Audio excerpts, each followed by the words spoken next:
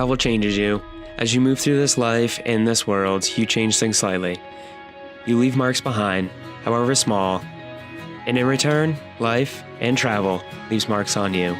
Most of the time, those marks on your body or on your heart are beautiful. Often, though, they hurt. I want to take a step back for a minute and talk about not just the destination, but how each journey we take changes us at least a little. It doesn't matter whether it's one step further than you've ever been before or 10,000 miles away. For me, there's no better place to start than 10 years ago to my trip to China.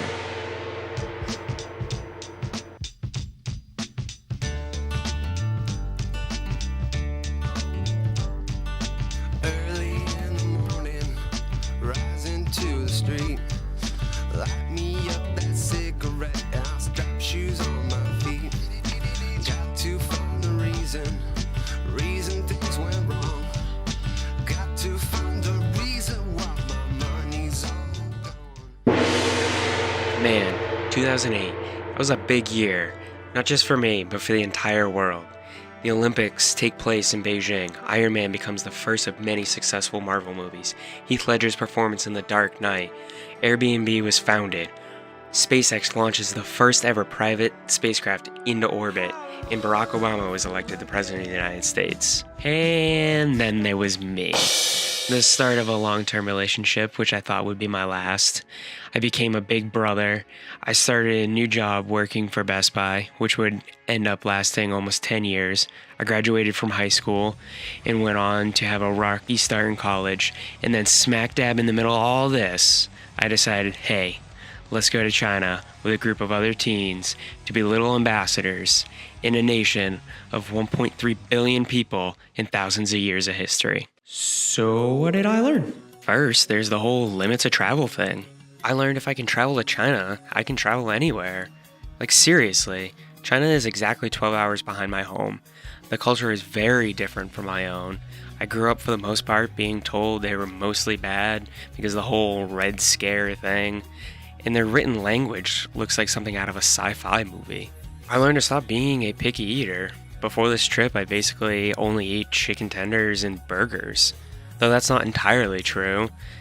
I hated rice before this trip. I drank tea all sugary and milky. How did I get over being a ridiculously picky eater? I just told myself that I had to eat whatever was put in front of me.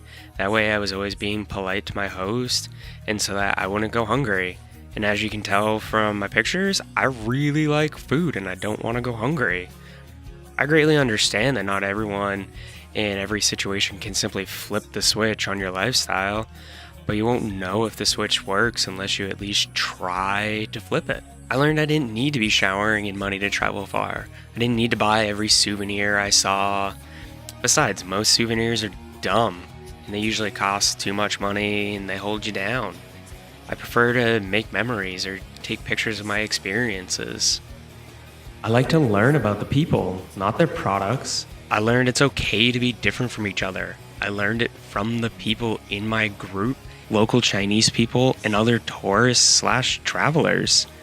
Hell, because of someone in my group, I learned not only to tolerate people from the LGBT community, I learned to greatly appreciate them as a whole. Weird place and time to have that happen, right? But I did, and I'm glad it happened. I learned that kids grow up. The wonderful thing about growing up with social media is seeing various people from this trip and how they've grown over the years. Sure, I can't keep track of everyone, and I'm sure not everyone keeps track of me, but I've seen new life brought into this world by some of them. I've seen wonderful academic achievements by others, good lifestyle guidance, and so much more. That's impressive considering I met these people when we were all like 14 to 18 years old. Journeys through time can make a huge difference in people. Which brings me to my next point. Time. This one's quick and simple, kind of. Time gave me context to both the physical and mental aspects of this trip.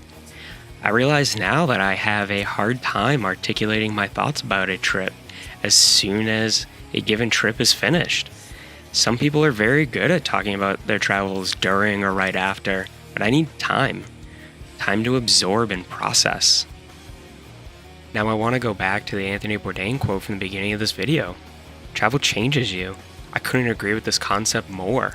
I've spent the last 10 years both actively and passively trying to understand how my trip to China has changed me directly and indirectly.